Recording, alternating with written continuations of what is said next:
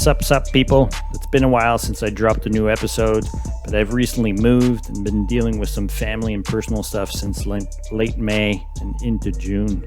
That said, I got a really special guest this week leading up to the 2-year mark of Michael passing away on July 20th. The timing and the recording of this episode couldn't be any more timely and meaningful for me either, being that this week is my birthday. Anywho, before I start to get all choked up, my guest this week is Josh Summers, Michael's good friend and co-author to his first book entitled The Buddha's Playbook. Josh and Michael go way back to their early 20s and young adulthood due to some rather serendipitous events and their mutual interests in Buddhism, psychology, and the integral movement. This is actually my third conversation with Josh, but due to the somewhat emotional and delicate nature of Michael passing away, we decided to only record this conversation and are actually planning a few others due to our shared interests in other subjects. I hope you all enjoy our chat. Make sure to check out the links and notes, and I'm looking forward to reconnecting with many of you and can't wait to hear what you all think. Peace.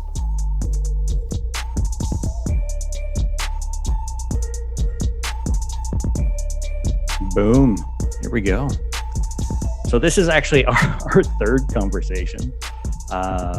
But this is, we chose to go and record this one. So I'd like to just kind of start off maybe how we met and how we kind of connected with Michael as well. I'll go first and then you can kind of go out and share from there. Mm-hmm. Michael really came on my radar, after the launch of his book. His book was launched in February of 2020.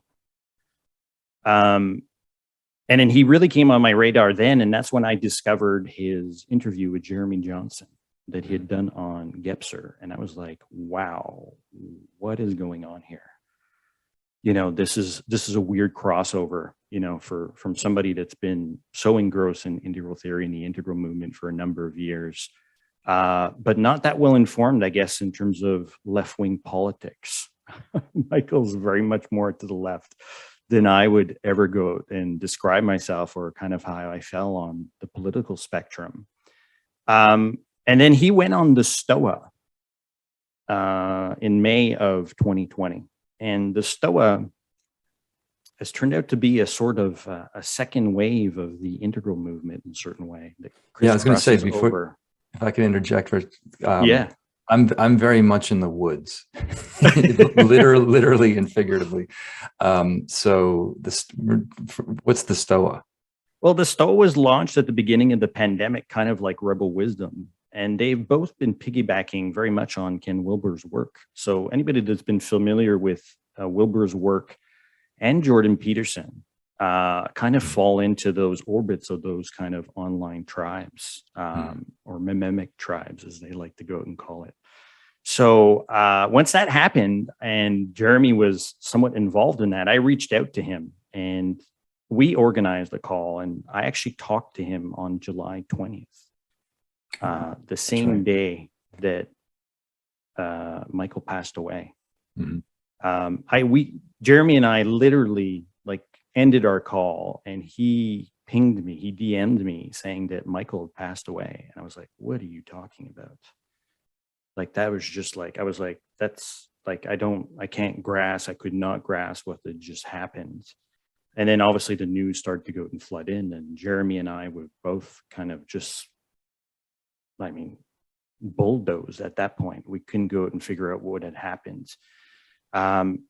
And since then, I've been trying to go out and reconstruct some of Michael's life, and just more and more that I do that. And now through the conversations that I had with you, I've been just even more touched by his life and the impact that he's had on other people. That's why I reached out to you. That's why I want to go out and have this conversation and record one conversation together and put that out there, because I know there's a lot of people like me, Jeremy, and you that are familiar with Michael's work prior to his kind of shot to fame. And it's that part is really being left out of the conversation. And you were there from that part, and you're the best person that I can go out and find that can go out and fill in some of those gaps there in terms of, his interest in Buddhism, his interest in mindfulness, uh, his interest or your connection to your Uncle Bob. Uncle Bob. So maybe that's maybe a good place to just mark it. Like the pre and post fame Michael Brooks, and I just so everyone's clear, I'm very fuzzy on the post fame Michael Brooks. Yeah. And we can get into that a little bit, but yeah, right. You reached out to me, I think even this year it was. Yeah. I think there's a few other people, another Erik, in fact, Cool. who really had found Michael towards the end of his life and were, like you, I think, just captivated by the kind of view and vision that he had, in terms of what he was drawing and synthesizing and trying to imagine. For me, if we go in reverse chronology, I had a bit of a kind of like a low key estrangement from Michael, as you know, and we can get into that, around kind of a failed business venture. And people should listen to, anybody listening to this should go back and I'll put that in the show notes, definitely, to listen to your podcast there, because you get into that beautifully in a very touching way as well. Yeah. So right. And the reason I mentioned the estrangement is only that in the beginning of 2020, so I guess before his book even came out, we had really, I think, initiated and maybe even realized a rapprochement of sorts, in that, and it wasn't like a major thing. It was me just reaching out and saying, hey, I'm really sorry for some of the shit I did and for our estrangement now. It wasn't even named like that, and he just said, we're back. It was immediate. We're back. And it really was like that. And we had some really good long chats in the early part of 2020. And we had planned to get together in August of that year. He's going to come visit me in Boston. And like you, his death was an utter shock. I think I've shared this with his sister, but the way I came to find out about it that he died was the ebook that I had written called The Buddhist Playbook, which on a good year might sell 2 or 3 copies online. It was just sort of by virtue of not getting promoted and not really profiled well. But that night, suddenly there was just this flood of purchases through the website. And my initial fear was that there was some sort of hack underway, that I was getting my website, which had been hacked in the past, was getting hacked again. And I reached out to my web person. I said, what's going on here?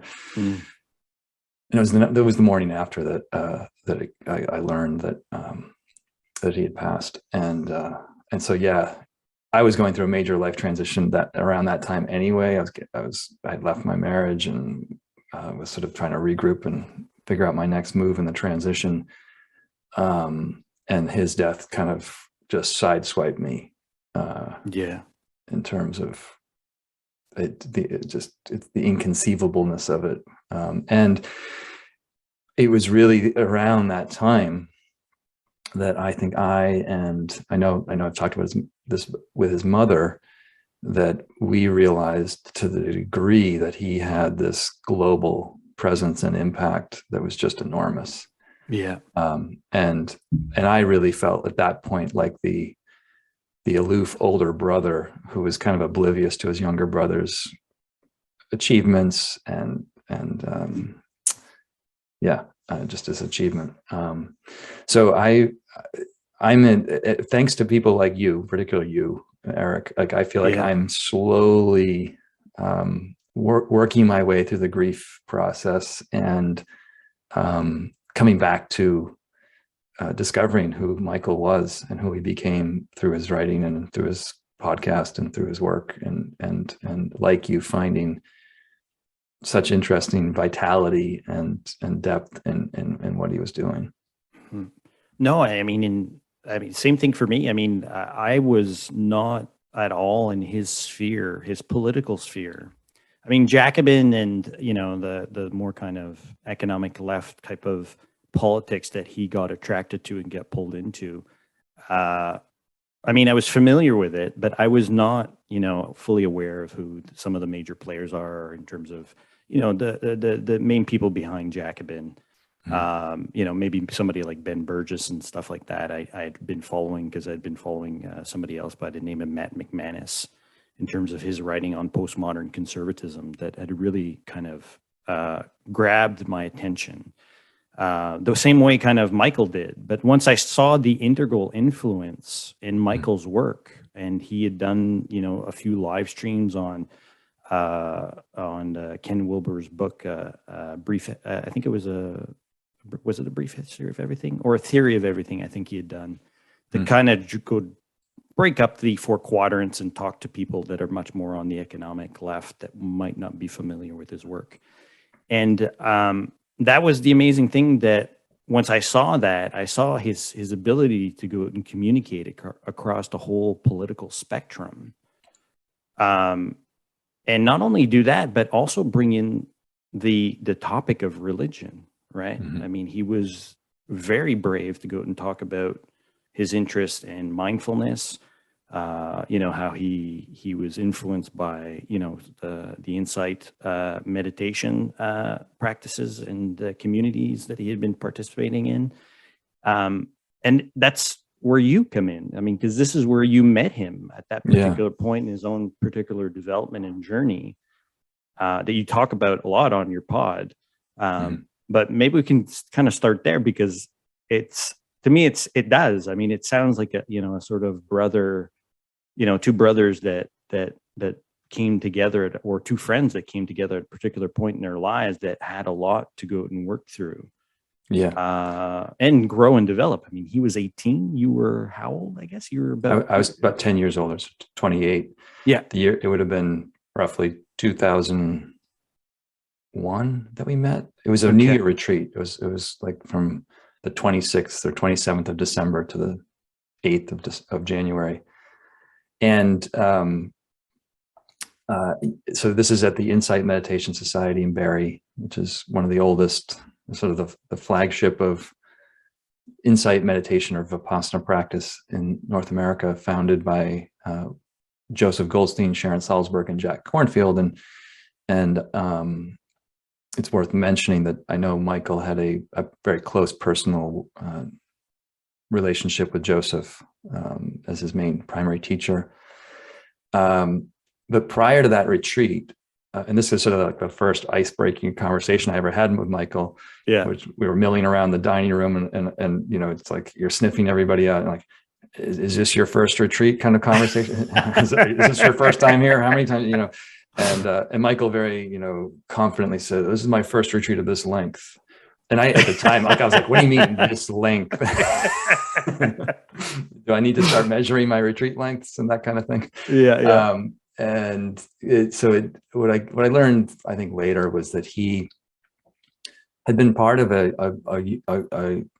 group of young adults, teenagers that were essentially somewhat groomed and recognized through social networks who are promising young Dharma practitioners and leaders in that world. And so he would partake in this that small group led by some of the senior teachers at Insight, and they would get together on the summers and have a kind of a really nice retreat on the vineyard, Martha's Vineyard, together. And he was always talking about his vineyard retreat and his community there. And I always felt like a little bit of the guy that didn't get invited to the party at the right time. And we would joke, and I would tease him about it. But that's just to say that he, I don't know, was it 14, 15, 13, whatever early ripe age he was attracted to that sort of thing. And on that retreat that we had, everyone gets divided into small interview groups, about say 7 to 10 people meet a few times with a teacher as a group just to talk about practice. Yeah. And it was clear that we were in the the under 35 group. There's like everybody else, and then there was this small little pocket of people, kids under 35. And I think I probably dropped the Wilber name first in the group. I was like, well, and this is sort of me intellectualizing and trying to assert my own knowledge base. But I was like, as Ken Wilber says, and da da da da da. And of course, then there was like two other shares, and people were like, I'm just having a hard time with something. There's a lot of tears in these groups, and someone was having a really hard time, and then the next person kind of did the same thing. And then it got to Michael, and he's like, well, I can just come back to that point about Wilber. And he kind of took me to, I don't remember what exactly it was, but he said something very intelligent, insightful. And we kind of looked at each other. And it was, if you've seen Step Brothers, Will Ferrell and John C. Reilly, they look at each other. Did we just become best friends? And there was that moment. Like we just realized, holy, you're into Wilber, you're into this. And after that retreat, we exchanged numbers, and this is back in the day of flip phones. And so we just would, we kicked up a friendship. And to what I think you're intimidating earlier is that it took us a while to realize this, but I want to say this carefully. It's like the relationship I had with Michael, if I look at it, like zoom out enough, it has the elements, the same emotional range of, a deep love affair. This was purely platonic, but the relationship. And so when you meet somebody you feel that instant connection with, there's a timelessness to your friendship that's from day one. Often that has a historical family of origin overlap. Both people in the relationship have that similar family structures that are resonating within the relationship and kind of getting reenacted in the relationship. And I think we both had very, very unstable childhoods. And I think I'll just speak for myself. I know I was seeking something in the Dharma and meditation that would help me make sense of how to create stability, how to be functional, how to, not be hobbled by that kind of a challenge. And for Michael, and it's been talked about elsewhere, but, he had a very unstable, challenging upbringing, loving parents, but just some real hardships. Yeah.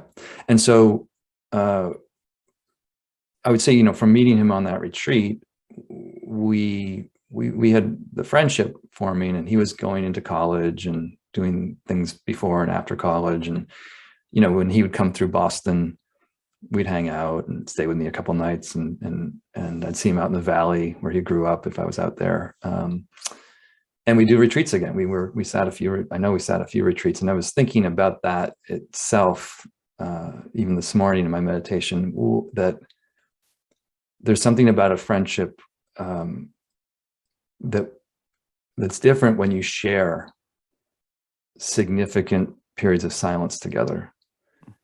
And people that go on retreats, and I know you've done them yourself, you do feel a certain affinity for people, but then when you know someone in the particular, and you're with them in that space and seeing and sensing and intuiting what they might be wrestling with, what you're wrestling with, it does forge a kind of a deeper relationship, a deeper bond that it's hard to put your finger on. But Dharma Brothers, even just people that have gone on meditation type retreats, there's an element of the Sangha there that comes out and plays into it, and finding sort of Dharma Brothers, even my own teachers and stuff like that. Some of the experiences that they shared with me, wasn't just always on the pillow. It was after what happened afterwards, and the type of relationships and stuff like that they had forged. And that was another dimension that, the reason why I wanted to go and reach out to you, when I saw that deep connection there as well. And just after, starting to listen to Michael much more as well. Michael, as somebody, he wasn't just talking about material progress, sort of left-wing economics, if everybody just goes out and gets a living wage and then everything's going to go out and be okay.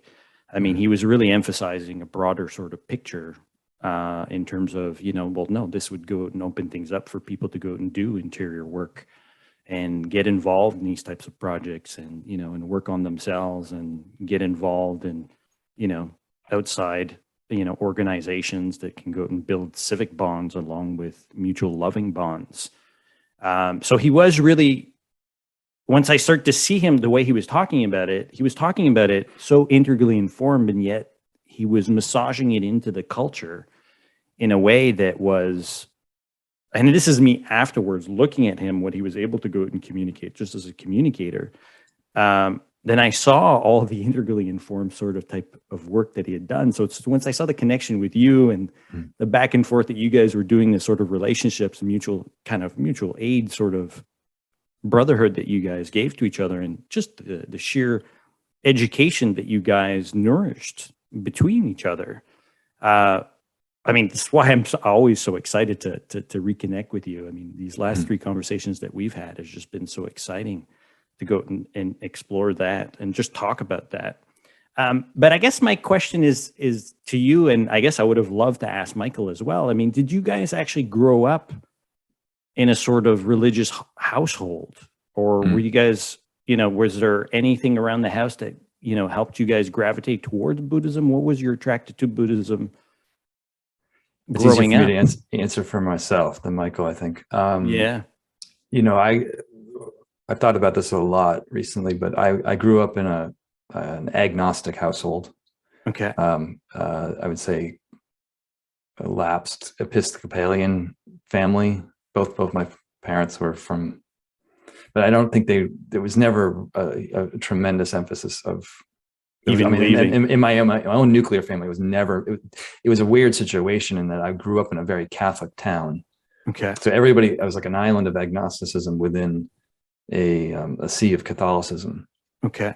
And that kind of created this it was a very odd consciousness to have growing up. I talked to one other friend that was in the same town who was also agnostic, from an agnostic family. And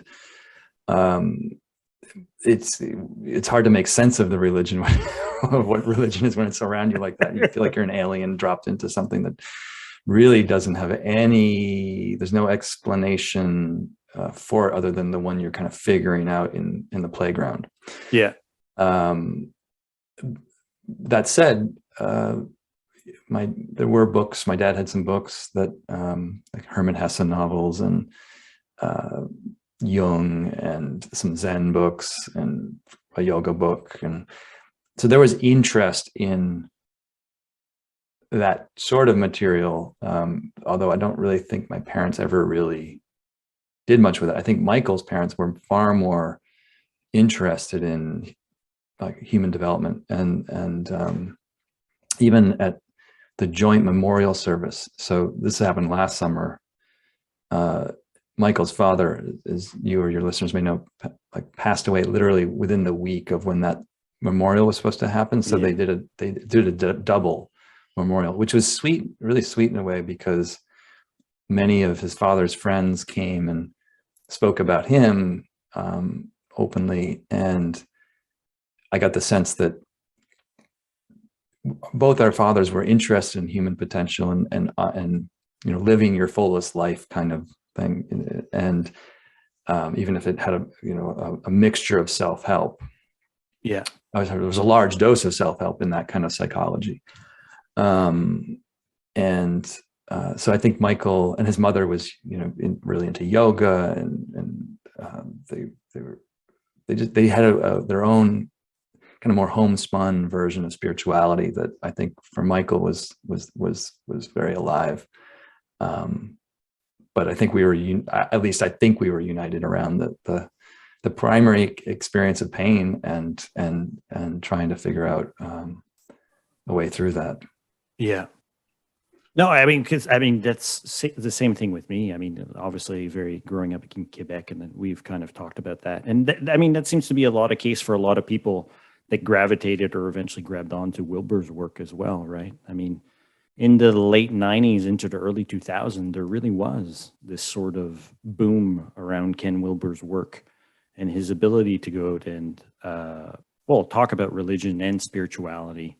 Not just East-West kind of dialogue, but in a sort of very deep psychological way as well, which had a tremendous impact on me. And then once I saw, that connection with Michael and how he was weaving that into, the sort of politics that he was talking about, I mean, I was just so floored. Yeah, and I guess, right. And he was able to, so he internalized the integral framework or the integral model in a way that he was then able to speak from it implicitly without ever naming the surface features of it in a way. And I think that was part of his brilliance. Like Michael's very, very good on details, very good details in terms of like nuanced historical developments and facts, but also that he has that amazingly broad, deep view of world history, and so it was like, I feel like Wilber, that model, was like a shot of iron into his ability to view and see and synthesize. For me, like the Wilberian model was like the necessary structure to make sense of the chaos that I was trying to make sense of. Like I didn't have that ability to synthesize the way Michael did, and I, going through a liberal arts education, I was just overwhelmed and confused by the fragmentation, really, of what I was receiving in my education. And so Wilber, Wilber held it together. It finally, things started to cohere for me with Wilber. And I think Michael already had such a deep sense of the coherence, and it was like the model itself was just this extra shot of clarity that he was able to launch from. But even, I mean, because at that point you had already graduated from university, you had moved on, and I mean, Michael at that point was completing his education during this period as well, if I understand correctly, which was in international relations. Yeah. So, I mean, even just on that, in terms of overall topics, I mean, he got a formal education in international relations and political science in a certain way. So, I mean, he did go out and specialize in that kind of, I guess, area, and it would only make sense, I guess, that he would bring, what he had previously in terms of the integral model and some of his own personal interests.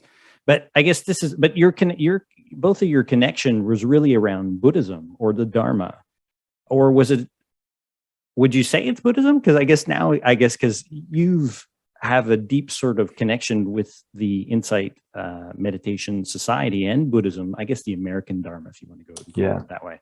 But you've branched out quite further as well. I mean, you're weaving in yoga, your whole yoga practice, along with being informed with the kind of, the American Dharma that eventually took root through the Insight Meditation Society. I mean, maybe you could talk a bit about that. I mean, how did you bring those two worlds in together for you, and where did it connect with Michael on the mindfulness front? What was the question about, like, how the two things that you wanted me to try to connect? Because I was trying to formulate a response around. Let me just say this one thing and come back to you. I think it wasn't so much, you asked about whether it was like Buddhism that we really connected with. Yeah. I think the Buddhism was just maybe the container, and it felt like a safe, palatable container for what we were interested in. And I don't want to say that too heavily, but given his interest in religion, as you noted, and particularly, I would share with that and this is, I know, kind of a charged thing to say, but potentially the universal dimensions of wisdom traditions found throughout the world. Okay. Yeah. I think we shared a real interest in that, and this came up in our conversations, but the notion that, it's not just about technological change or better information, that the level, the kinds of consciousness inhabiting these systems will have an influence on the manifestation of those systems and how they run and all that. So I think we both felt it was a compelling idea of helping individuals or collectives move through, move higher up along the stages of development in terms of human capacity and consciousness, as a necessary correlate, not as the standalone solution, but as a necessary correlate to the kinds of better stewardship and inclusivity and equity and equality that I think he really cared about politically. Yeah, for sure. So because I know, I know towards the end of his life, his mother was saying he was reading Ram Dass and Ramana Maharshi, and so he was very broad and inclusive in terms of what he read, and it wasn't. So I come back to the idea that the form of Buddhism that we met under, I think, could broadly be called or compared to the Unitarian Universalist Church of Buddhism, in that it was incredibly inclusive. That yes, it was insight based, but every teacher we had studied with non-dual teachers, had studied with Zen teachers, had studied with Tibetan teachers. There was just a broad exposure, and there was a lot of emphasis around finding your own practice within what's offered. Gotcha. And so there wasn't a huge dogmatic element or a ritualistic or a technique focused element to the insight crowd that we were part of. And gotcha. What the Insight Meditation Society is. So yeah, no, I mean, because for sure, yeah. I guess what I'm trying to go out and figure out is whether he would have self-identified and openly, because I've never heard him do that, self-label himself as I'm a Buddhist. So, and I guess this is kind of my interest is too, in terms of how you guys all kind of, both of your careers. I mean, because you both have amazing careers and interests and connections across, obviously the Integral movement, but also your connection to your Uncle Bob. Yeah, we come to that. Would we identify as Buddhist? Again, I'll answer for myself. Yeah. So do you know Stephen Batchelor? Yeah. Kind of a prominent Buddhist atheist. He, I think at one point he said something like, "I don't call myself a Buddhist. I consider myself a Dharma practitioner." I had a friend, I spent a long time in Ireland, and one of my Irish friends, when I asked him about his Catholicism, said, "I don't consider myself a Catholic. I consider myself a practicing Catholic." And whether those two statements are similar or not, I'll leave it out open. But for me, I like the idea of a Dharma practitioner. Yeah. I see it, the Dharma, as a pragmatic philosophy to be engaged with, to be explored, to be realized within your own life, and not, while there are metaphysical tenets that are found within various traditions of Buddhism.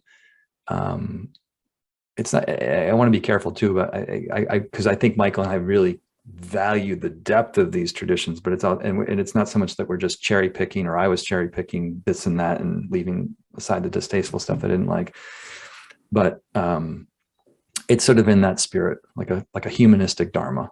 Yeah. Oh, for sure. I know, and beautifully put. I mean, because this is a question that I've wrestled even with myself in a certain way, having gone on retreat and that type of stuff. And I mean, what is the Dharma in the West, or what is the Dharma or Buddhism in North America, right? And how that's been changing and, changing. It's been, it's much more it's much more secular. I mean, it's adopted a deep sort of psychological bent as well, right? I mean, I even think it's interesting that you're mentioning that the two of you, through your attraction to the Dharma, was to actually go out and do some sort of deep-seated psychological work, individual psychological work associated with your families of origin and stuff like that as well. Well, yeah, and that would be something to come back to if you want. Yeah. Just that, I mean, that was one of the things I tried to convey in that episode that I dedicated to Michael, in that, as his older brother, kind of, I came to see and just, I was blown away by how much work he had done personally within himself to do what he had ultimately done. Yeah. To get where he got. It wouldn't have happened if he hadn't done a significant amount of work. And that is the inspiration he has left me. To see him before the famous Michael Brooks, to know him during the developmental years, we call them, Yeah. And to see what he was able to achieve, it's amazing. It's really amazing, and it's super inspiring to me still. Yeah. Well, and it's the whole trajectory from him being 18 all the way up to when he passed, which was 36, 37. He was 36 or 37 at that point when he passed away. His birthday is on August 13th, I believe. Yeah. So he would have been coming into, maybe, I'm terrible on the fly math, but yeah, something 36, 37. What I'm trying to.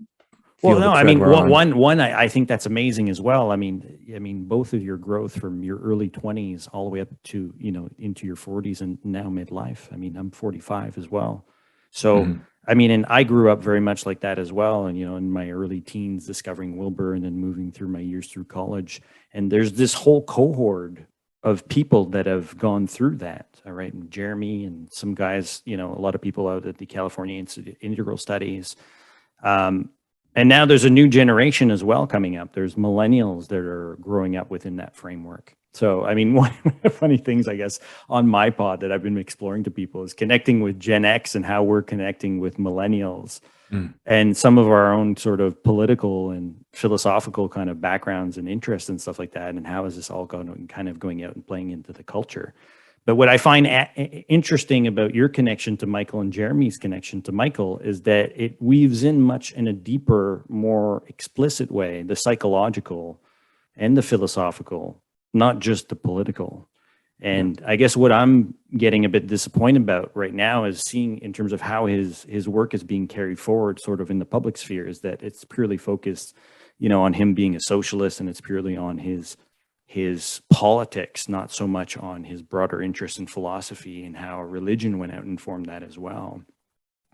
And so I guess, I mean, this is the other thing too, is that, I mean, both of you had a connection with your Uncle Bob, or Robert Wright. And I think this is hilarious too, because I mean, Robert Wright's career is an interesting one just altogether, on its own, but his interest in religion and his particular interest in Buddhism as well, and seeing you guys in the mix with him, kind of duking it out on some of these subjects and stuff like that. And, what does this mean within our current context? Is Buddhism true type idea if you go and follow, Robert Wright's book and stuff like that. And you being a practitioner and being involved not only on the, the Dharma and on the Buddhist front, but in the larger kind of cultural sphere around the whole yoga movement as well. And what is the Dharma in North America? What is Buddhism in North America? What is, what is the yoga tradition now within North America? So for me, that's interesting. And I'd love to have, probably other conversations with you that at one point or another, because my formal background in education is actually in religious studies. Yeah. So that's where I'm coming from a lot more. So I guess even my relationship to Michael, my discovering Michael's work has been a political education for me. But I'm much more interested in the conversation like I'm having with you in terms of his roots and his interests on the philosophy and his connection to religion and to, some of these other players that I feel is being left out of the conversation. And it's just too bad in a certain way.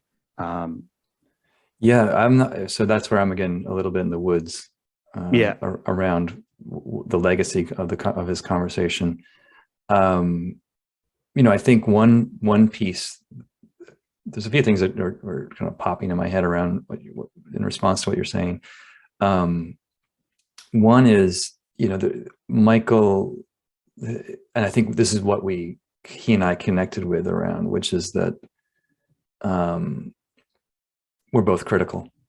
Mm. You know, we can be have a strong critic lens on what we're into.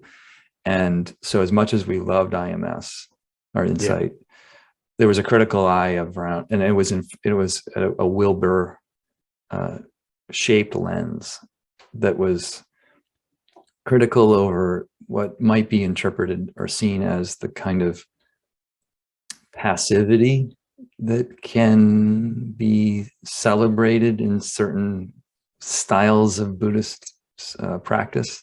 Yeah. You know, just like, don't be judgmental. You know, and so, you know, Wilber, as you know yourself, has named this as a performative contradiction around the judging, non-judging is better than judging. And so I think Michael and I both had our own, he was maybe a little more forgiving of it, but I know I bristled, and we talked about it a lot around the kind of like, it's all okay. Whatever happens is fine. That's just your practice. Like there's no higher stages. There's no depth of realization. There's just this. And I know as you were talking just then, I remember a conversation I had with Michael that came back around that time of just early after college for him. He was just out of college, and that's when he and I would say our second phase of our relationship kicked into gear. That's when he approached me with some business ideas and some collaboration things that he wanted to do. And he was really trying to get his own professional life up and running.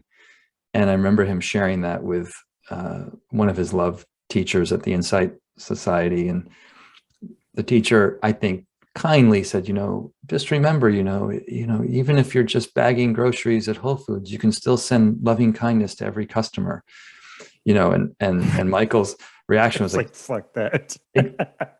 Thank you for taking the words out of Michael's mouth. It's like, yeah, Michael's like, I got shit to do. He had a sense of he just had that conviction too, which it was kind of an off the chart conviction around who he could become. And others have said this, I'm sure I said it somewhere else, but one of the first things out of his mouth was, I'm going to be a senator. At 18, he said this. And I know he's told other people he had plans to be president. So, I mean, he was not without aspiration. Yeah. And he had, even in that early days, and this is like a tiny vignette, but NPR's programming in Boston through Boston University WBUR had a program called The Connection. And I grew up with The Connection. It was hosted by Christopher Lydon.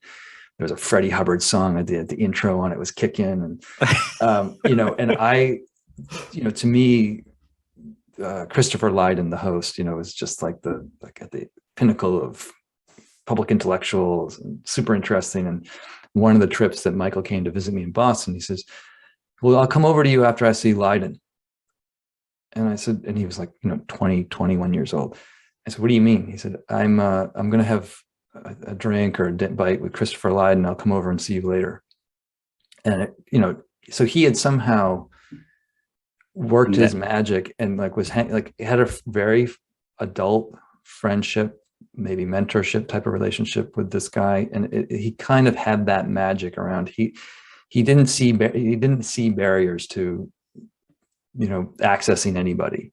Wow. In a way that was like kind of breathtaking and terrifying to me. Like I didn't feel like I had any right doing that sort of thing. But he had a hustle side to him. He was a real hustler. And I just think that was part of his magic that allowed him to pull things together. Well, I mean, his show, the people that he eventually roped in to as guests, like he's interviewed Cornel West, he sat down with Chomsky, and he was fearless, and he would go toe to toe with these guys in terms of holding, real, journalistic type of interview type stuff. So there was, that element.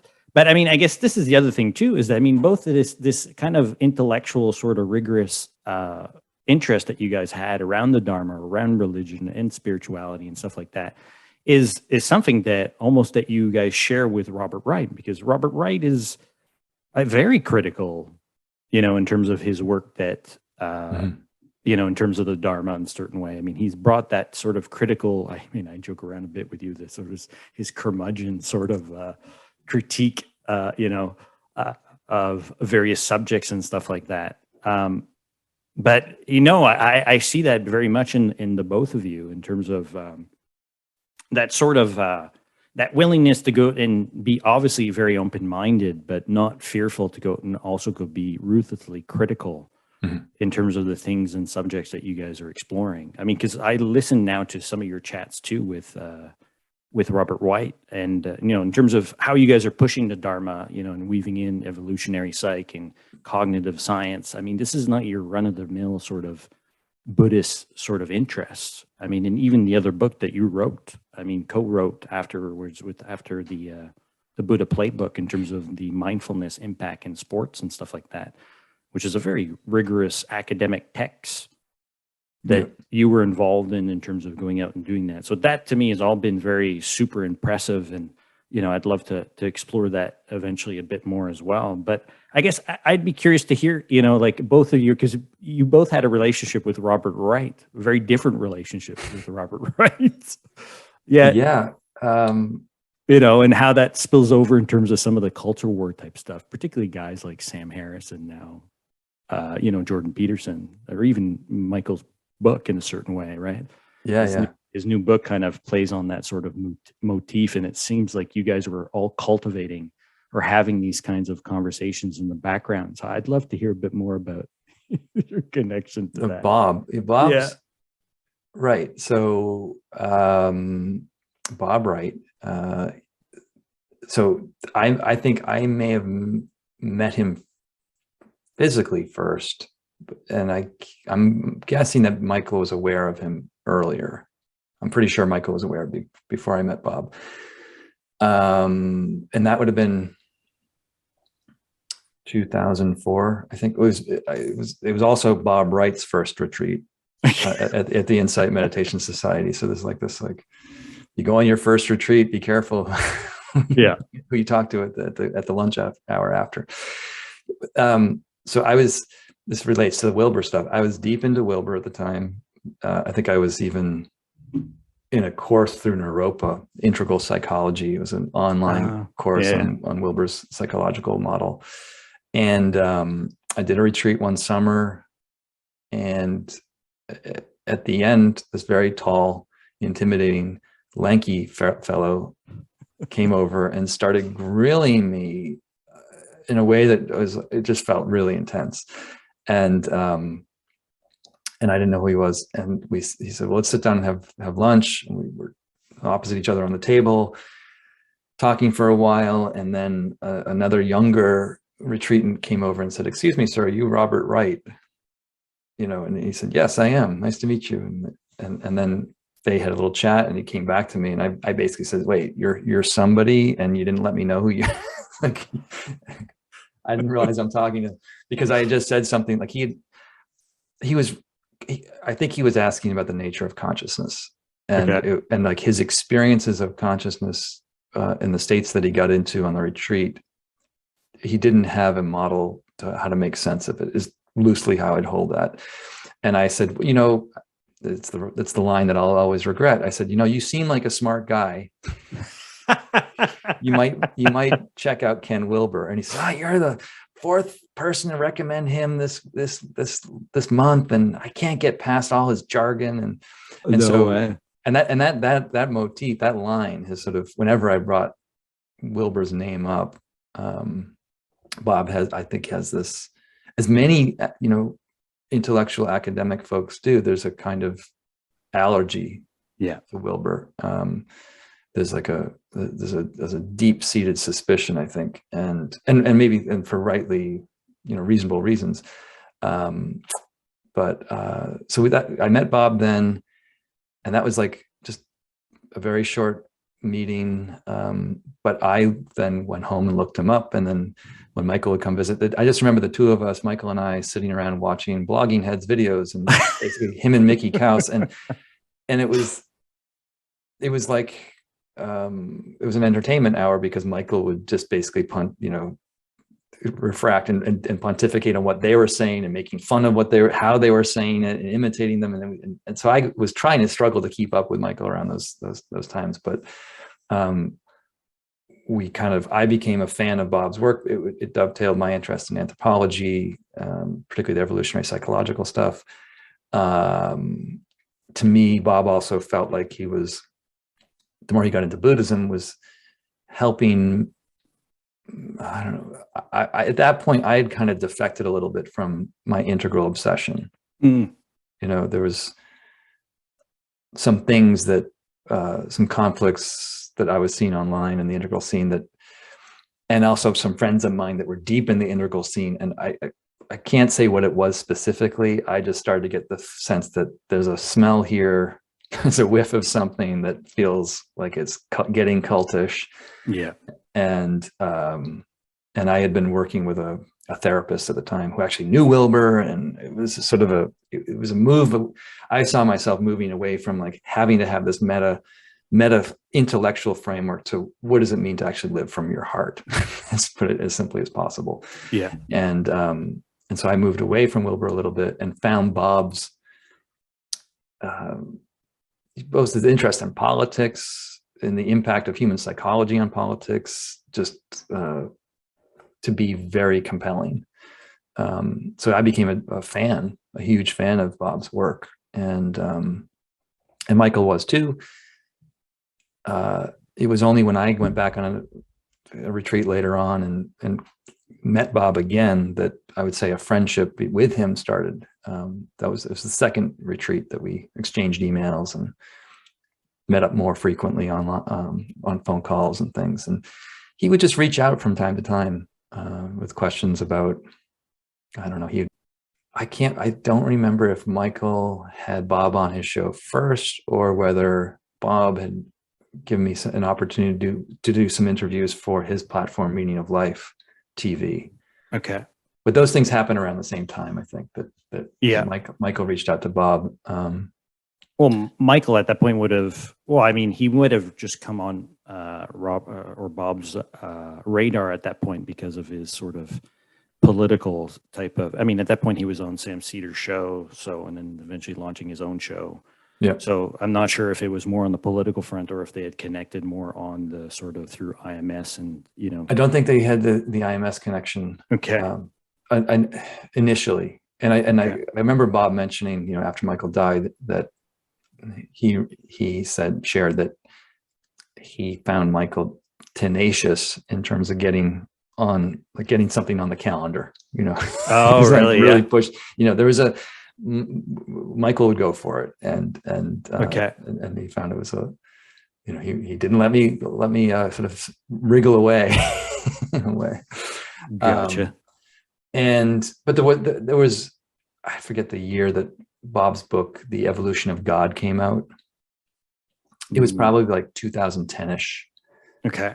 And so that was around the time that Michael and I were headstrong, trying to really put together this business collaboration that we had in mind. And we were hanging out a lot. He would basically come in on 1 or 2, 3 weekends a month from the valley, from the Northampton Valley, he'd stay with me and then go back home where his mother was staying.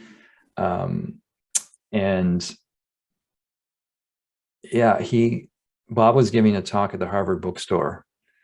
Oh, no way. And on the evolution of God, and we really wanted to get Bob out for a drink to talk to him about this idea of integrating mindfulness and behavioral economics. No way. Okay, yeah. Okay. And what's kind of, I don't know how clearly this has been said around Michael's, like the quiet impact of Michael's legacy. Because I would say, I would say there's a direct line between Michael's interest in behavioral economics and mindfulness and the book, Why Buddhism is True. Okay, yeah. Okay, and the link is not so much directly through Michael, but I was the part of the conduit to that message, because so Michael and I had this idea of combining insights from behavioral economics, how people, behave predictably irrationally, how mindfulness can help you become more cognizant of those cognitive biases that lead to irrational decisions. And this is, as I said in the podcast, like it gives me a shiver to imagine that if this had become successful, if we had become the next Headspace, Yeah. Heaven forbid, the world would not have seen Michael Brooks as it knows it, right? Yeah. And so when Michael, Michael and I ran aground with our kind of our psychological wounds that had not healed enough, and were kind of making the relationship too challenging. I continued on with it for a little while. I tried to like limp this thing forward until I realized I just didn't have the stomach for it myself.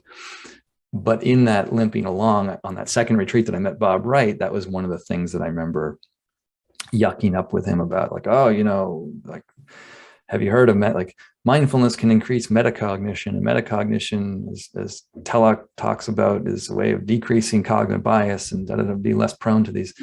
And that kind of concept, I know, made it into one of Bob's pieces in the Atlantic.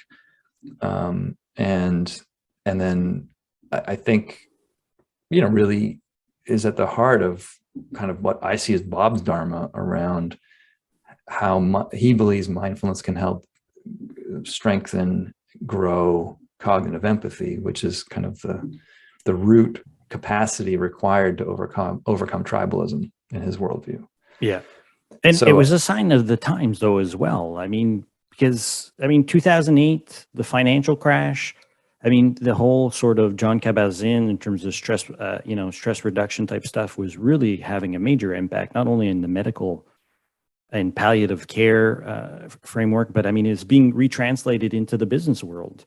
So it would make sense. And even just how Michael was so informed around Sam Harris's work, because Sam Harris is almost somewhat become, the walking embodiment of that sort of very rigorous sort of, headspace character that drove Michael up the wall, and Robert Wright as well, right? So you guys are all wrestling with this idea that, somehow there's some very great things, and there's something to Buddhism that is obviously true, right? This sort of modern Buddhism sort of framework and stuff like that. But also, to me, it's interesting, the critiques afterwards that came out about that, right? The whole McMindfulness movement in terms of critique, is this really the Dharma if it goes out and starts hanging out, in corporate boardrooms, so that's a very ongoing sort of discussion and lively discussion for people to go out and have,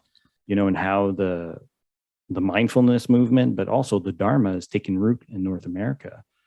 And Michael's twists and critiques of that, and how he grew in, obviously wrestling with those questions, and through the conversations he's had with you, and obviously some of the back and forth he eventually had with Robert Wright, is amazing for me anyways, now looking back and even going through some of the archival. So that's something that I kind of joked around a bit with you, kind of texting you and stuff like that, and looking through, the Blogging Head TV archive, because that's what it is, right? It's a sort of historical record of those years, and those conversations that were being had by so many people, amongst you guys. So, yeah, no, that part is, yeah. And, so cool. and it's worth saying, you mentioned John Kabat-Zinn. Yeah. Michael, in some ways, was like, he was sitting with the royalty of that first generation that brought the Dharma here. One of his good friends was the son of Daniel Goleman of Emotion, like that, and his direct work with Joseph Goldstein, and his other beloved teacher, Michelle McDonald, who's based out in Hawaii, but she was one of the teachers that led the young adult retreats that he was sitting. It was, what you're picking up on is that tension between seeing I think we all appreciate the amazing potential transformation that this simple practice has. Yeah. And as you're describing, we could also see how quickly, like yoga itself, became kind of this diluted cliche of itself. Yeah. with the mindfulness movement. And I, or corporate wellness, I think is right, how you yeah. actually put it in your pod in terms of talking about it, right? Yeah, and I did enough of that. Like I dangled my toe in that pond and realized this is, at least for me, this is not the path I can go down. This is just, I forget one of the articles, whether it was David Lloyd's or somebody, but was talking about it's like mindfulness in the capitalist system is just lubricant on the gears and just making it more efficient, but just equally just as toxic, if not more toxic. And that's not to say there aren't important things that people can benefit from it in those contexts. It's just it's certainly not like, if you think of Michael's life on the soul level, the heart of what he was moving and passion by, it wasn't about becoming the next headspace. Yeah. Yeah. And then, but and I said this with Alicia, his sister, but there was almost a cosmically weird alignment with Bob and Michael and me, it just in this very minor sense, that when we had gone to the bookstore in 2010 to see Bob speak, we asked him out and he just said, no, I can't, I don't have time. He blew us off. Later that night, I was having a drink with Michael and he said, don't worry, we're going to be on those shows. We're going to be on talking to Bob publicly. And I, like, even then, that it's just something I never, ever saw myself doing, not in any way, shape, form, or I just didn't see it happening at all. I could see Michael doing it. Yeah. But I just had no idea. And so it was like Michael had this prophecy that this would happen. And when it actually did, through no initiative really on my part, it just sort of Bob meeting me again, connecting on retreat. We started talking more about meditation. One of the things that I was trying to get Bob into was, are you familiar with the pragmatic Dharma scene? Yeah. So, and I thought, like, I was interested in getting Bob to explore that a little bit, just because it was a nice complement to the kind of approach that we were getting at IMS. Yeah. And that the pragmatic scene really drills into technique, which is not the whole story, but it can really help to get some clear technique under your belt. And I mean, the other thing too is that's an interesting spin on the Dharma, particularly in the US, because I mean, pragmatism is an American philosophy that has deep, deep, deep, deep roots within the American sort of culture and psyche. And that has, massive influences on many other schools of thought as well. So that to me is interesting, because I was always a bit turned off in terms of the whole kind of secular Buddhist approach, because I never quite understood how, well, if it's secular Buddhism, how does that go out and play out in the public sphere? But if you're talking about a sort of pragmatic Dharma, or, applying pragmatism to the Dharma, and how it would actually go out and take root and resonate with particularly an American audience, it would make so much sense to go that route. And it's linked to guys like William James and all the way up to guys like Wilber as well, right? I mean, some people have even gone out and written about Wilber as that, his integral philosophy and integral theory is an extension of pragmatism. Mm-hmm. No, I can see that. And so that's an interesting convo, or just even sort of segue. But you guys are floating around with so many other people. I mean, Buddhist Geeks was floating around at that point. Which I'm sure Michael would have had some pretty interesting things to say. And I mean, I have some interesting things to say about that. Like, I sat with Genpo Roshi, and at one point, Genpo Roshi was, once everything hit the fan in terms of his particular community, and he started to sit down with Pat Riley and starting charging people 50 grand. 50 grand to go and sit down with him and do a big mind sort of session, kind of turned. And I mean, when I think back to that now, under the sort of circumstances that we're living, it's wild. Like, just a small vignette around Buddhist, you mentioned Buddhist Geeks, because that Vince was just good. I don't know Vince personally. I actually like Buddhist Geeks, the podcast I listened to. I think he and Vince worked with one of my teachers, Kenneth Folk. Okay. So I have no beef, none whatsoever. Like I just distant appreciation. But that all said, around the time Michael had we'd written our little manifesto. We were trying to get some, press for it and get the profile out. Joseph Goldstein says, well, you should talk to Vince Horn, check out Vince Horn and maybe he can interview you. So Michael reached out, and I just slipped into my Joseph Goldstein accent that Michael perfected, by the way. He had the perfect Goldstein accent. And I know there was like an email exchange where Michael very nicely tried to express like, oh, we're interested in the intersections between Dharma practice and the insights of behavioral economics. And Vince wrote back with this kind of nice, but no thanks kind of reply, like, economics is not really the scope of what this podcast or this conversation is about on my show. And Michael's like, he doesn't even understand. Go off. I mean, there again, I can't help but go into these voices. Everything with Michael was a voice, as his ardent fans will know, and the voices, the palette of voices we had were all about Sacha Baron Cohen's characters. And there's a crank call tape that was made in the late 80s called The Jerky Boys, with like a host of variety of cancelable accents and things. And so they would just sort of fire back, and Michael had this like personal vendetta, like Vince doesn't like me. For some reason. But this maybe is another way to lead back into something that was on the tip of my tongue around personal development, because this is something that Michael did care a lot about.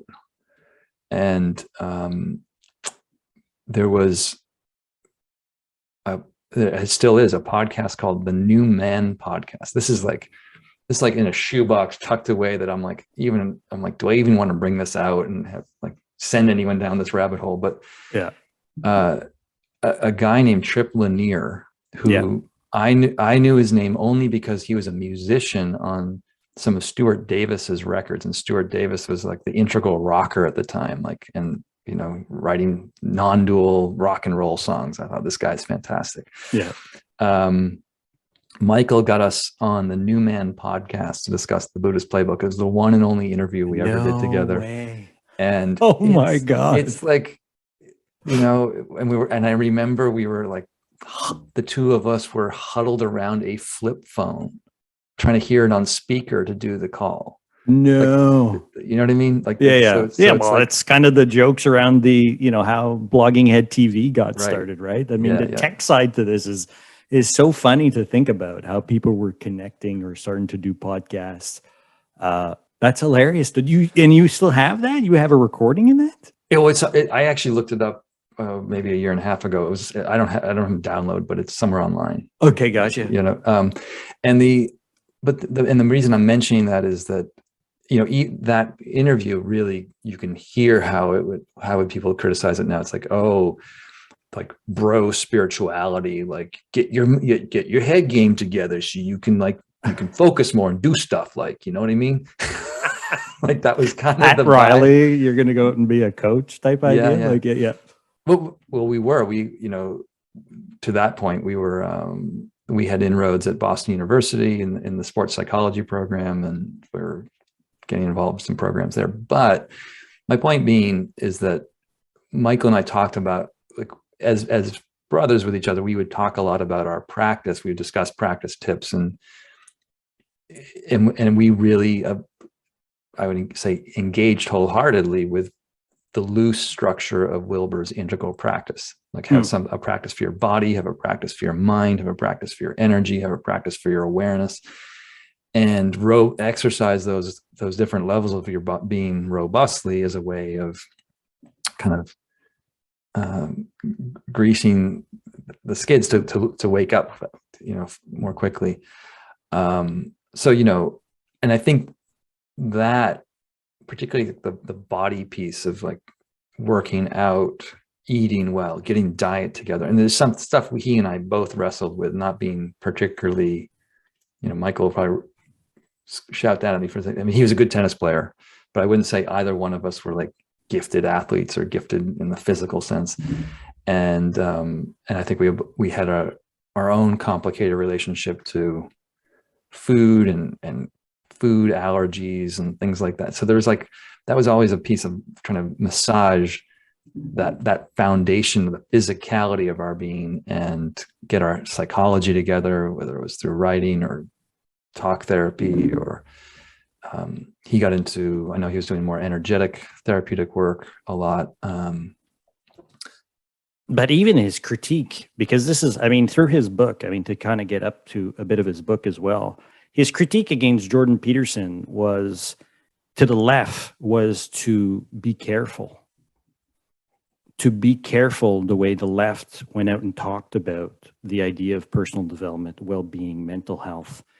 And that, I mean, and for men as well, I mean, for young men, to not alienate them, to bring them into the fold.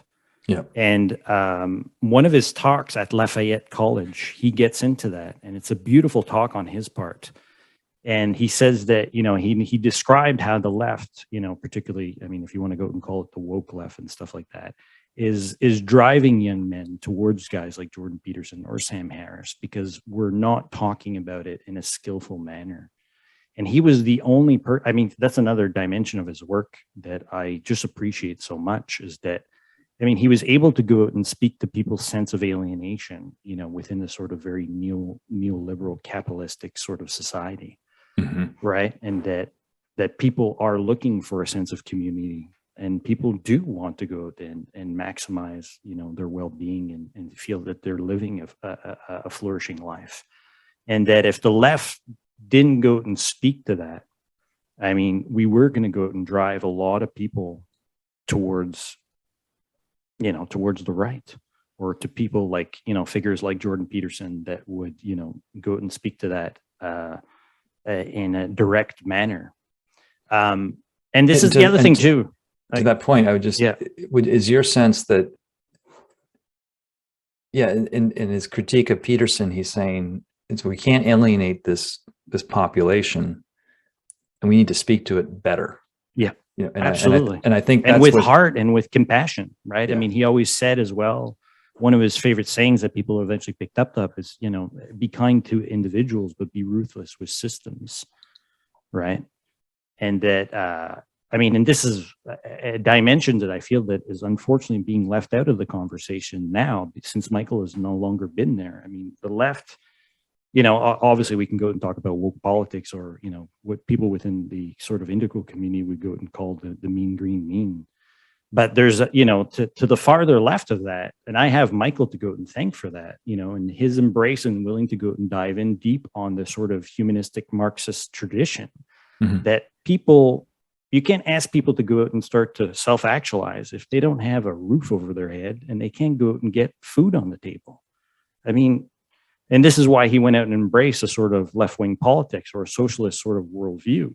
Yet he was the only one talking about, the need to go out and talk about, or I guess kind of what within the integral community would go out and differentiate between, developmental hierarchies and control hierarchies, right? That society is a sense of, there are control hierarchies, but there is such a thing as a developmental hierarchy where individuals grow and develop, and society and, communities thrive or die, right? And and that was I egg on my face. I'm 2/3 of the way through Michael's book Against the Web. It's taken me a while to get to it, but I see a strand of critique against hierarchies in general, as being problematic, and dominator hierarchies versus growth hierarchies. Yeah. Like you and I would be able to, we can just pull out that motif, but I mean, you put that out in the culture wars. I mean, what we're witnessing essentially is a big war about that, right? Yeah. Essentially, it's all about that. And this is the interesting too about Michael and guys like, tribes like the Stoa and the Rebel Wisdom. But I mean, Michael managed to go out and build a sort of community much more further out on the left than, you know, the Stoa or guys like Rebel Wisdom that were playing around with integral theory. And he was even in the mix. I mean, for him to go into those communities and talk about his book, this is why I guess me and Jeremy were so excited, and why we were just like, wow, this is amazing. You know, what we're witnessing is a major shift within the political culture here. You know, from all the way from the right, all the way up to the left. And, you know, this might be, you know, a big shift in terms of what people, you know, maybe you and I would have joked about in the late 90s. We're hoping, you know, that some sort of so-called integral age will go out and pop out into the middle, you know, and everybody was going to sit around and hold hands and, I don't know, sing Kumbaya from there on and end, right? But that's not the way things played out, man. We walked into 2008, the 2000 financial aid crash, you know. So the Obama hope kind of that was in the air for my generation in a certain way, I mean, crashed and burned. Yeah. So, and we're living the legacy of that. And Michael just had a way to weave in and out of some of these subjects. But I would have loved to sit down with him now, you know, like, and this is what me and Jeremy are kind of freaked out about. I mean, we connected, you know, on the day that he died. So now I'm just mourning the idea that, you know, this is the type of conversation we could have had with him, you know, and some of the motifs and stuff like that he had started to go and develop in his particular book, you know, and guys like you as well. I mean, you know, other people within, you know, different spheres. I mean, obviously we're going to go out and hash it out. We're guys, you know, duke out the details in terms of how this will go out. But his book is a legacy of duking out that sort of battle, right? I mean, what are we wrestling with here? So, you know, one of the things I think you're just kind of obliquely touching on, at least what it resonated for me, a sense of his person around and his character about how generous he was as a mind. And I think this is a little divergent from his public persona to some degree, in that not to say he wasn't a generous public persona, but I just saw him engage with people all over the political spectrum, you know, and he would go for it, you know. So like, I remember when I had a very conservative neighbor below me at one point, and, you know, he would get into discussions with her, in a way that, you know, he was able to be generous and engage, and I could see start to soften ideology in the conversation. And after he died, I'd say a handful, a dozen or so people reached out through the book that we had done, but there was a recurring theme. It was that people basically have been converted to a more left-leaning socialist type politics as a result of his heart. Yeah, they were really touched by just the humanity of his heart, and is the way what I took it to be. And I think that's coming back to the inner development of, like, the integral inner development of spirituality. I think Michael saw that development, that component of internal practice as being necessary for growing compassion. Yeah. You know, and I think that was one of his final messages, like, how empathic are you? How much compassion do you have? These are like questions that need to be part of, like, the flourishing life. Yeah. And the cognitive empathy thing that you guys were supposed to go out, and he was supposed to go out and connect with Bob on. Yeah. I mean, it's the whole thing too, in I guess within integral circles and stuff like that, in terms of perspective taking, right? I mean, are you able to go out and inhabit other people's shoes, right? And what does that actually go out and do, you know, in terms of, and people that can go out and do that usually have an unbelievable ability to go out and charm and disarm people, right? And, you know, hold them by the hand and be like, well, no, just put yourself in this sort of other person's shoes and tell me, how does that resonate with you, and how does that go out and change and shape people's minds? And this is, I guess, it's another thing too that you guys were talking about a bit. The panoramic specificity, I think it was called. That was a phrase that Michael used like to use in meditation teaching. Okay. So again, just to set the stage, we're in the economic crisis of 2008, 2009. Yeah. We're launching a fledgling consultancy around mindfulness and behavioral economics. And as a way to generate a little revenue, we were drawing on, I would say, my student base as a yoga teacher. And we rented a small room off of Copley Square in Boston, where we would have these little meditation seminars for like 8 weeks or 6 weeks at a time. Yeah. And around that time, that was when Michael kept like really using that phrase, panoramic specificity. Okay. Which in the meditation context just suggests an open, spacious awareness that's kind of a 360-degree embrace of your moment-to-moment experience. But within that open spaciousness, there's also a granular level of specificity to specific occurrences that are happening, whether it's a sensation or a thought.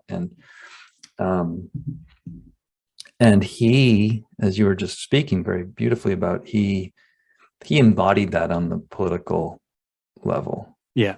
He just, and that's where, like, I can do it in meditation, say, but the level of to be able to do that at the level that he was doing in terms of politics and history is just, to me, seems Olympic level. And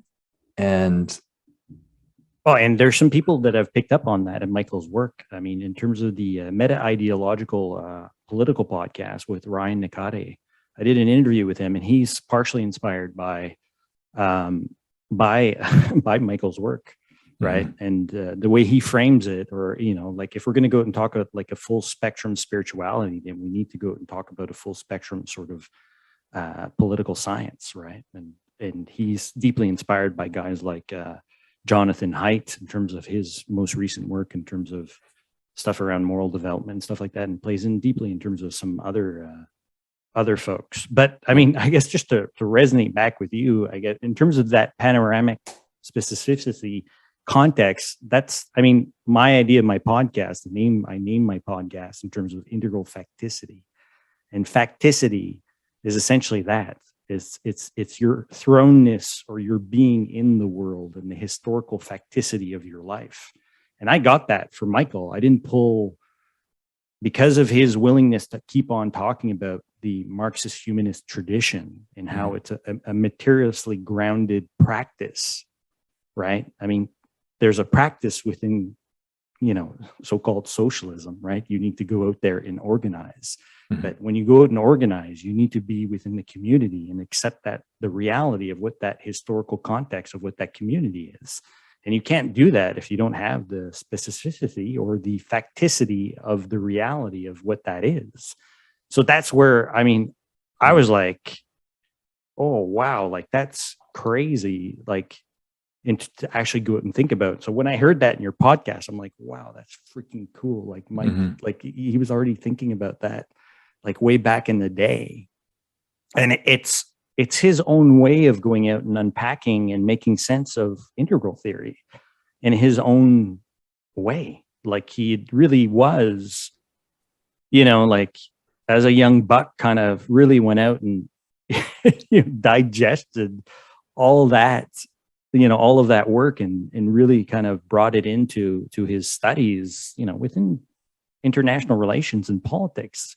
So, and this is what a lot of people, I think, have been wrestling with, the whole kind of meta-modern sort of motif and stuff like that. A lot of people have had some critiques of that, and I would have loved to sit down with Michael because essentially what they're trying to do is come up with an integral politics. What would an integral politics would go out and do? And man, if I was to go out and have anybody at the table, I mean, Michael Brooks would have been, definitely one of the most powerful voices to be sitting around that round table having that discussion and stuff like that. Absolutely. Yeah. Absolutely. you know. So Yeah. no, I mean, and I mean, obviously, I mean, there's so many tangents that I'd love to go and keep on and playing around with you and unpack, particularly on the kind of the full spectrum spirituality that you're still playing with, you know, in terms of your work and the idea of what the Dharma is in the West and how that kind of relates back to Michael and stuff like that. Because like I shared with you, I guess kind of I have much more of an education towards what your education would have been in terms of anthropology and sociology, right? And my background in religious studies. So, you know, I'd love to have you back on at some point and shoot the shit about what you think about, you know, the American Dharma at this point, you know, or the Dharma in North America, and some, you know, Bob's book in terms of, you know, what Buddhism is true and what are your thoughts on that and where you think the Dharma is going. Yeah. You know, within the next couple of No, it's a great question. years. And again, again, I keep throwing out the words, I live in the woods, literally. So at the beginning of the pandemic, life transitions just before Michael passed, lots of life transitions were happening. And shortly after Michael passed, I moved from Boston up to a small rural plot in Maine. Yeah. And teach now exclusively online and with my partner. And you know, I've always been completely kind of fascinated by monasticism. And I would say, in a very loose way, we are fashioning here a kind of low-key dyad monasticism, my partner and I. So I just say that because I feel like I'm a little bit adrift from the current climate, the current currents that are alive and flowing strongly in more organized spaces. But yeah, no, I'd love to have that chat with you. You know, I think this gets into the territory of religion, but it gets articulated in different ways. And Nisargadatta Maharaj, the non-dual teacher of the last century in India, would say something like, wisdom teaches me that I'm nothing, and love teaches me that I am everything. And my life is a dance between the two. And I know Michael, like we talked about this a lot, that, you know, yes, there's incremental stages of human growth and human development with seeming ever increasing scopes and spans of compassion and care. And that's all good. But we talked about how, you know, the true taste of awakening, of non-dual realization, is that, you know, the sense of self being a separate me from the world that you're in, that sense of self is revealed to be the illusion that it is. And there's just an immediate unity with your experience, all of your experience. As I think Wilber himself said something like, you wake up and realize you're not just a strand of the web, you wake up as the web. Yeah. And I think that was, I don't know how much he would have ever wanted to talk publicly about something like that. And I can see, and I'm not sure how much I want to talk publicly about something like that, just in like, particularly in political, you just get marginalized as a non-serious thinker if you speak too much like that. But experientially, it's true. And I think he, you know, that's where his politics was a care for self, you know, capital S self, you know, when the little self has awoken from its dream, there's a unity with all of life and a natural flow of spontaneous compassion and care that comes from that. And I know that was in his heart. He and I would talk about that a lot. And, you know, to this day, one of the regrets I have is that when he was part of what helped me appreciate that truth more was the experience of psychedelics. And he was planning to come visit me in Boston the month after he passed. And I was going to guide him, and we were going to there was that plan that never saw light. But I do think that mystical realization, which he could his mind could see it in every religion, every wisdom tradition. That realization of deep unity was, I think, kind of the quiet, silent heart within his whole work.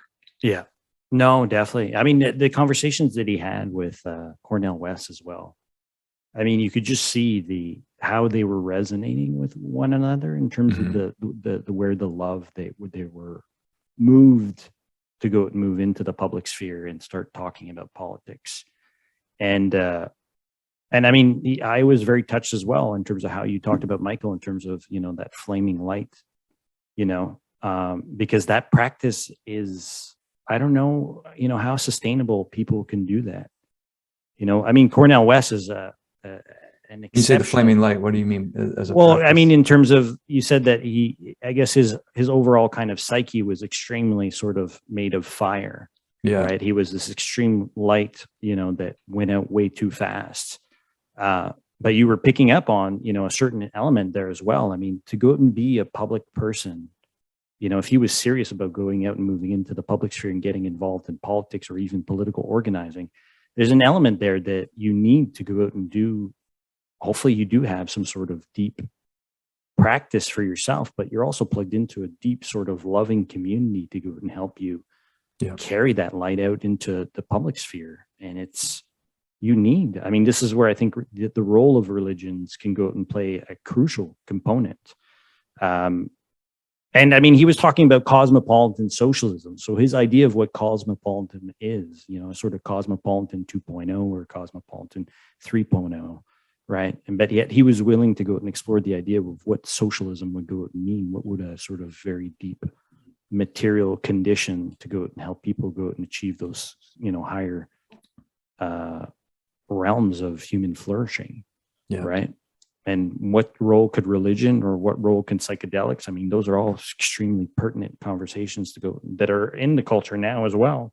Yep, for sure. And I don't know, like we need to have rigorous conversations around that type of stuff, but also to go and have skillful ones, right? What would wisdom look like in that kind of environment? So, no, I mean, I could see that. I mean, I could see why he would want to, possibly even run away from New York for where he was and find some sort of refuge for himself to go out and have time to breathe. And I mean, being in front of I just do podcasting for fun, right? Yeah. I don't run a show. I don't run that's not my living in terms of what it is. But I mean, if you're on the run doing that kind of production day in and day out, I mean, that's rough on the body. That's rough on your.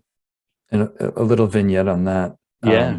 Just as the pandemic took off, around April Fool's first that year, I wanted to have a comic inspired episode on my podcast, which tends to be quite serious. I wanted to have a totally silly one, and it was going to be a throwback to those crank calls of the Jerky Boy days. Okay, yeah. And I had reached out to Michael to have him come on as Saul Rosenberg, to be the crank caller there. And this is to your point about the energy output of what he was doing. He, we were texting about it, and he's like, I got to rest my voice today. I might be able to do it tomorrow. Let me know what time tomorrow. And I was like, if you've got to rest your voice, I understand. And my point in mentioning that is just that I was becoming aware that how he always valued rest. And it was very important. I mean, we both wrestled with our own health stuff and particularly anxiety. I older, wiser now, I can look back and really understand so much of what we were wrestling with between us and individually was around the energy of anxiety. And I know it was like, I won't say a demon around it, but a very difficult part of his psychological makeup, as it is for me. And yeah, I can only imagine like what that kind of life of being a public intellectual on the road and on the air is like all the time.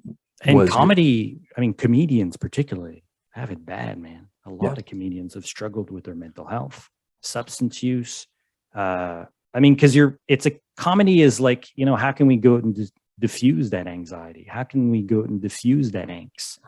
Right. Where humor can allow you to be, I could breathe in, but that doesn't fix it. Right. And if you're just using comedy in a certain way to go out and just, because I mean, this is what I get kind of annoyed in terms of some of the late night talk show type of stuff, you know, there's funny, but you listen to it, there's a deep cynicism there as well, right? It's a comedy that's turned dark on certain fronts. And it's like the shadow of comedy, right? Where that it would need to go and be integrated and talked about. I mean, and unfortunately, I'd love to say that I'm super funny and I'm really not. I mean, I enjoy a good conversation, but I cannot entertain to be funny like somebody like Michael. But I mean, a skill like that is, I mean, to go and put somebody in front of an audience. I mean, you put me in front of an audience, like forget it. I mean, conversation is not the same thing. But he was doing live call-in type stuff, and you're on the feet sort of creativity that you need to pivot and move and do that type of thing with a live audience. That's where again, that was a gift I think he got from his dad. His dad was a radio host, interviewer. Okay. And with his own kind of shows, and I don't know too many of the specifics, but I know that was one of the things that his father's friend spoke of at the memorial was how his dad was essentially like the best self-help coach you could ever imagine. Like he wanted everybody to realize the potential and was like pumping everybody up. And this is how you got to do this. Is what you got to do. And of course he couldn't do that for himself, you know? Wow. Yeah. And, you know, and I, so I know that a lot of that on the fly comedic, just super smooth and relaxed with the waves of conversation, like that was baked into him very, very early. Wow. Kind of an extraordinary way. No, I mean, and thank you too, man. I mean, like the conversations that we've had have been so meaningful for me to help me kind of make sense of so much stuff. I mean, I really cherished, since launching my pod, the conversations have been amazing. It's so nice to connect with like-minded people that are exploring amazing. Well, I would love to talk to you more too. You can bring me up to speed on what's going on in the integral world. I know we've talked about that. In the past, but that'd be another good something to explore. And I just want to thank you for remembering Michael with me. It's because I would say he's the first and closest and dearest friend I've ever lost. And you know, it's my first rodeo with grief, and it's a funny. His mother has done a lot of work with yoga and grief. Like that's sort of become her niche a little bit now, that she has these courses on working through grief. I interviewed her for my show. But there is a healing I'm finding now. Like I can now watch his YouTubes again. I can read bits of his book and welcome back his voice and spirit. His mother said to me over text recently, she said, well, she was calling out to him, you know, in her own meditation, and his response from whatever dimension it came was, I'll be there in silence. When you find silence, I'll be there. And it's kind of a mystical little note to end on, but no, and that's a beautiful note to end on. Like I shared with you, and I'll say it on the pod. I mean, a big thing for me was losing my brother. I mean, I lost my brother, and I mean, there's something deeply therapeutic in everything that I've been doing the last little while as well. So I mean, thank you for that as well. I mean, this is you know, part of my own kind of interior journey as well, in these conversations and connecting with people, you know, and making sense of my life since my mid-20s or early 20s, right? Now into midlife has been cool to to connect with people and keep that just keep that conversation going. So right. Maybe this doesn't happen that frequently either, but I teach yoga trainings a lot, and we've moved those online, and we run them as series and courses and things. Every now and then someone writes me an email saying, "Hey, I'm really enjoying the course. I found you through Michael Brooks's work. Michael was sort of my political lodestar. He influenced and just shaped me in so many ways." And wow, yeah. So then to have someone that found me through Michael, I feel like it's hard to describe, but it's like there's a solemn duty, yeah, that I feel around. Not that I don't feel that with anybody that I work with, but there's something special about knowing that energy is continuing to kindle. Yeah, and that he inspired so many people. I mean, it's pretty amazing. So yeah, cool. Well, all right, let's man. leave it at that, man. And to Yeah. be continued. All right. Definitely. Thank you.